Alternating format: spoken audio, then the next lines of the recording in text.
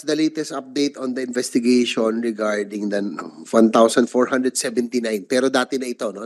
Not during your term. The past administration, there were senators that questioned the previous Congress as well, yung 1,479 contractual employees who they see as trolls. Are they still existent? Wala po. For the record, Mr. Chair, wala po kaming troll.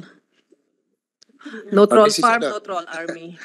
Yeah, but this is just for the record, no? Kasi this was asked during the investigation of the last Congress, no? I was not here as well, just for the record. Mr. Chair, meron lang po kaming 363 employees sa PCO.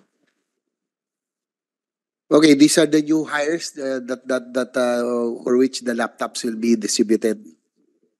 Tama? Sting po yan, Mr. Chair.